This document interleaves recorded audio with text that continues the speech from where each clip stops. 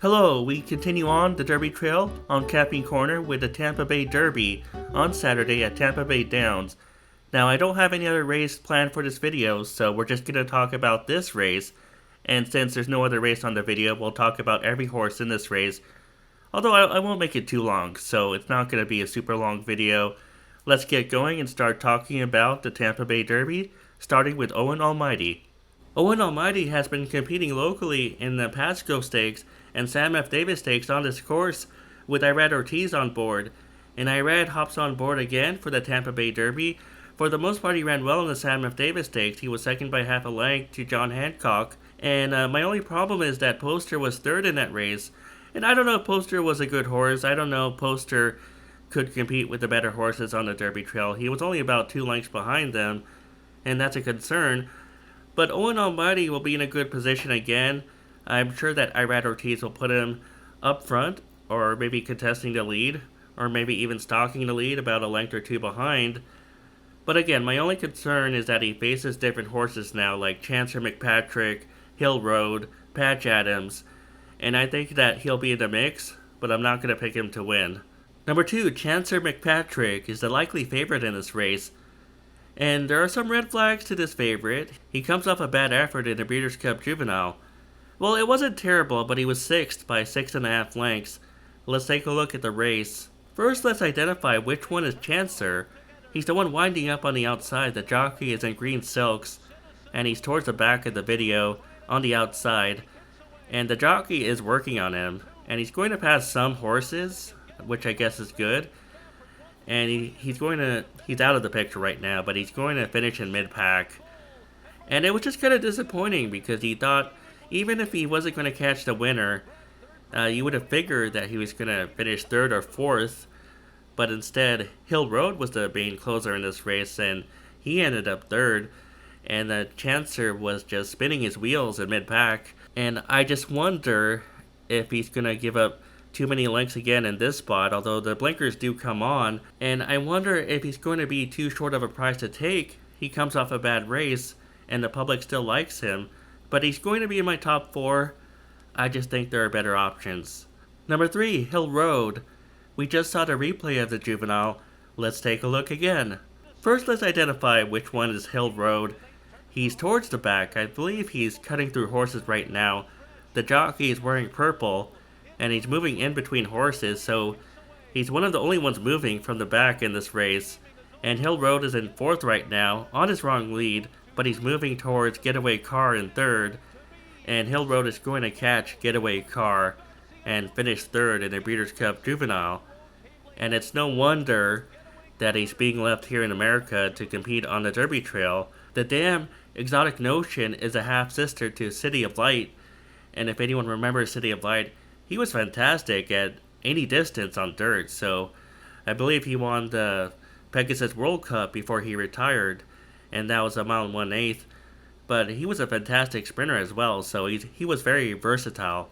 Hill Road, my only concern is that Chad Brown is quoted in DRF as saying he might be 2 works short.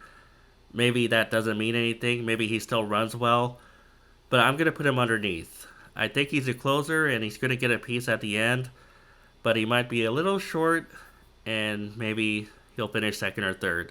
Number 4, Brodeur. He won an optional claimer at Oaklawn, a 200k optional claimer, so that's pretty rare. He won by half a length after leading by 3.5 lengths at one point, so he held on to win at the end.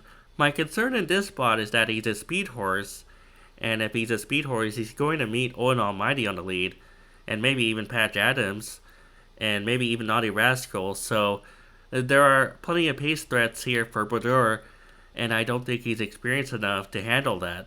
I'm going to pass. Number 5, Veloso.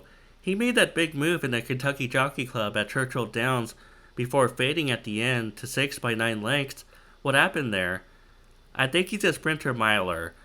Whenever a sprinter miler tries a 2-turn route for the first time, they always make a big move on the far turn before fading or flattening out.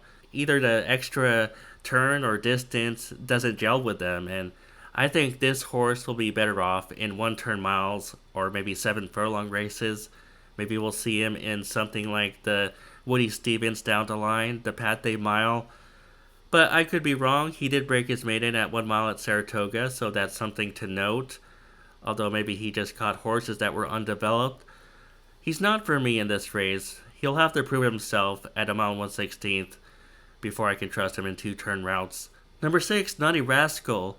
I also think this one might be a sprinter miler, or maybe he just can't handle the competition at this level. He was second to Owen Almighty in the Pasco Stakes, but if you watch the race, Owen Almighty always had him, and I think that he was just toying with Naughty Rascal in the stretch. And then Naughty Rascal faded to 13 lengths behind John Hancock in the Sam F. Davis Stakes.